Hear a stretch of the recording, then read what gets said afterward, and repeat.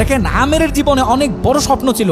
সে হজ করতে যাবে, সে কাবাগর তাওয়াফ করবে, এটা তার স্বপ্ন ছিল। এবং গত পরশুদিনই তার হজের ফ্লাইট ছিল। সে যখন এয়ারপোর্টে আসলো, পাসপোর্টে নিরাপত্তাজনিত কিছু সমস্যার কারণে তাকে একটু দাঁড় করিয়ে রাখা হলো। সমস্যার সমাধান যখন হলো, তাকে যখন ছেড়ে দেওয়া হলো, তখন আসলে অনেক দেরি হয়ে গেছে। কারণ আমেরের সাথে অন্যান্য যে হজ যাত্রী তারা এতক্ষণে বিমানে উঠে গেছে এবং বিমানের দরজা ভিতর থেকে বন্ধ করে দেওয়া হয়েছে। তখন সেই এয়ারপোর্টের অফিসাররা সেই পাইলটের সাথে কথা বললো, পাইলটের সাথে যোগাযোগ করলো, পাইলটকে বলল যে দেখেন, একজন হজ যাত্রী নিরাপত্তাজনিত কিছু সমস্যার কারণে বিমানে উঠতে একটু দেরি হয়ে গেছে, তাকে একটু বিমানে উঠিয়ে নেন। সে বিমানে উঠতে পারে নাই।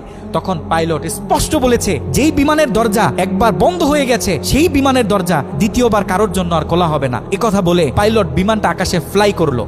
সেই অফিসাররা তখন আমেরকে বুঝাইতেছে, দেখো বিমান তো চলে গেছে, তুমি আর যেতে পারবে না, তুমি বাড়িতে চলে যাও, নেক্সট টাইমে তুমি হজে যাওয়ার জন্য ট্রাই করো। তখন সে আমাদের মুসলিম ভাই, সে হজ যাত্রী, সে কি বলেছে জানেন? সে বলেছে, আমি আমার রবের উপর পরিপূর্ণ তাকওয়া রাখলাম, আমি আমার রবের উপর পরিপূর্ণ আস্থা রাখলাম, আমি হজ করেই বাড়িতে ফিরবো, হজ না করে আমি বাড়িতে ফিরবো না। কথা বলে সে এয়ারপোর্টে দাঁড়িয়ে রইল। ঠিক কতক্ষণ পর সেই বিমান থেকে এয়ারপোর্টে মেসেজ করা হলো যে বিমানের ভিতরে যান্ত্রিক সমস্যা দেখা গিয়েছে, খুব ইমার্জেন্সি, বিমানটা সেই এয়ারপোর্টে ল্যান্ড করতে হবে। বিমানটা যখন এয়ারপোর্টে ল্যান্ড করা হলো, যান্ত্রিক যে ত্রুটি, এই ত্রুটিগুলো যখন সমস্যা সমাধান করা হচ্ছে, তখন সেই অফিসাররা সেই পাইলটের সাথে কথা বলেছে যে দেখেন, কোনোভাবে এই যাত্রীটা একটু নেওয়া যায় কিনা। সে তো হজ করার উদ্দেশ্যে বাড়ি থেকে বের হয়েছে, সে তো বাড়িতে যেতে চাচ্ছে না, হজ না করে তাকে একটু নিয়ে নেন।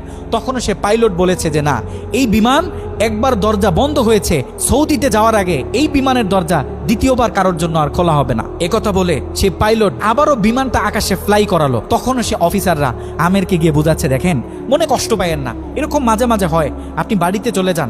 যেহেতু হজের নিয়ত করেছেন, আপনার একিনটা যেহেতু সলিড, আপনি যেহেতু একেবারে সহি নিয়ত করেছেন, অবশ্যই আল্লাহ পাক আপনাকে হজ করতে দিবে। আমের তখনও বলতেছে, আমার রবের উপর আমার পূর্ণ আস্থা আছে, আমি তো আমার রবকে চিনি, সে আমাকে হতাশ করবে না, সে আমার মনের আশা রাখবে, আমি হজ করেই বাড়িতে ফিরবো।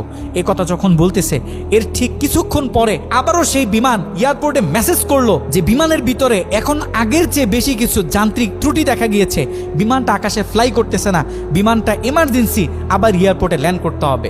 বিমানটা যখন এয়ারপোর্টে ল্যান্ড করলো, তখন সে পাইলট নিজে বিমান থেকে নেমে সে অফিসারদেরকে বলতেছে, সেই হজ যাত্রী কই, যাকে ছাড়া আমরা মক্কার উদ্দেশ্যে রওনা দিলাম, তাকে আমার হাতে তুলে দেন। আমি যতটুকু বুঝতেছি, তাকে ছাড়া এই বিমান যতবারই আমরা আকাশে ফ্লাই করব, মক্কার উদ্দেশ্যে রওনা হব, আমার মনে হয় না যে এই বিমান স্বাভাবিকভাবে মক্কাতে গিয়ে পৌঁছাবে। তখন সে পাইলট সে আমেরের হাত ধরে নিজে নিয়ে সে বিমানের ভিতরে বসিয়ে দিল।